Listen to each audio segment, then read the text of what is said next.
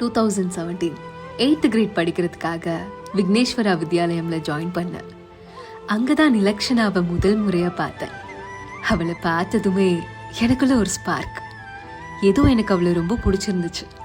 Daily அவள் பின்னாடியே போகிறது, அவளை சைட் அடிக்கிறதுன்னு நாட்கள் அப்படியே போச்சு. அவளுக்கும் என் மேலே லவ் இருந்துச்சு.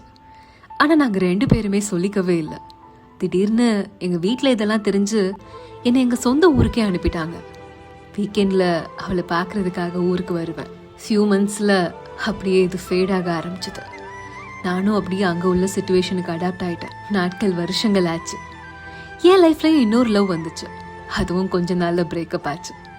6 வருஷம் கழிச்சு 2023 நவம்பரில் அவளை மறுபடியும் பார்த்தேன். கிளாஸ் முடிச்சு அவள் ஃப்ரெண்டு கூட சைக்கிளில் போயிட்டு இருந்தா.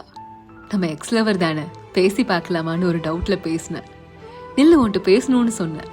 அவள் அழுதுகிட்டே எல்லாம் முடிஞ்சிருச்சு, இனி என்ன பேசுறதுக்கு இருக்கு அப்படின்னு கேட்டா.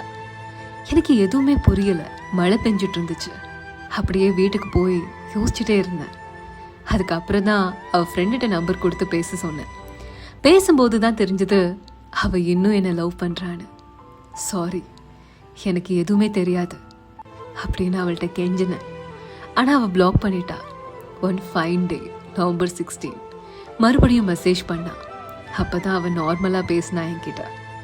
1 இயர் எங்கள் லவ் நல்லா போச்சு. அகெயின் எங்களுக்குள்ள மிஸ் அண்டர்ஸ்டாண்டிங். அவங்க வீட்டில் ஓகே சொல்லணுன்னா நான் செட்டில் ஆகணும்னு ஃபாரின் கிளம்புனேன். 2024 நான் அப்ராட் வந்துட்டேன். எனக்காக நம்பிக்கையோட 6 வருஷம் வெயிட் பண்ணிட்டு இருந்தா. இப்போ நல்லபடியாக எங்கள் லவ் போயிட்டுருக்கு. அவளுக்காக இந்த லைஃப்பை நான் வாழணும்னு ஆசைப்படுறேன். இந்த மார்ச் 11 2026 வந்தா 9th இயர் ஆனிவர்சரி. உனக்கு ஒரு ப்ராமிஸ் பண்ணுறேன் நிலக்ஷனா, எந்த சிச்சுவேஷன்லையும் உன்னை விட்டுட்டு போக மாட்டேன். லவ் யூ தங்கமே.